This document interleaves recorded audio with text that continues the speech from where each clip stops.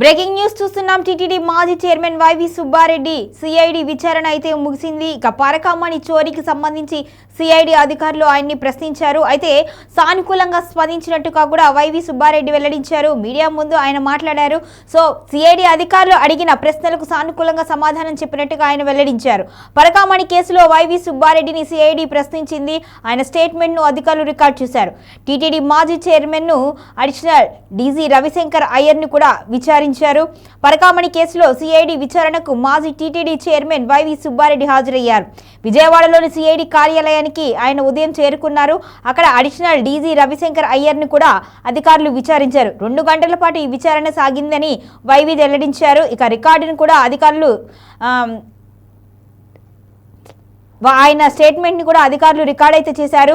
2 రోజుల క్రితం టీటీడీ మాజీ ఈవో ధర్మారెడ్డి, సిఎస్ఓ నరసింహ కిషోర్లను కూడా సిఐడి ప్రశ్నించింది.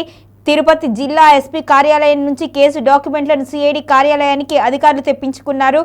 ఇక డిసెంబర్ 2వ తేదీలోపు ఏపీ హైకోర్టులో కేసు విచారణను సమర్పించాల్సి ఉంది. దీంతో ఈ కేసుకు సంబంధించి సిఐడి కసరత్తు ముమ్మరం చేసినట్టుగా తెలుస్తోంది. విచారణ అనంతరం వైవి మీడియాతో మాట్లాడారు.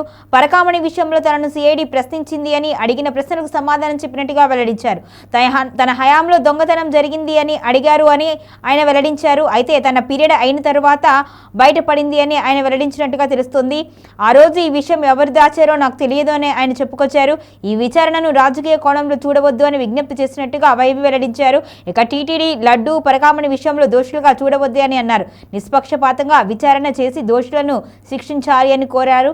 విచారణకు అన్ని విధాలుగా సహకరిస్తాను అని వైవి వెల్లడించినట్టుగా పేర్కొన్నారు.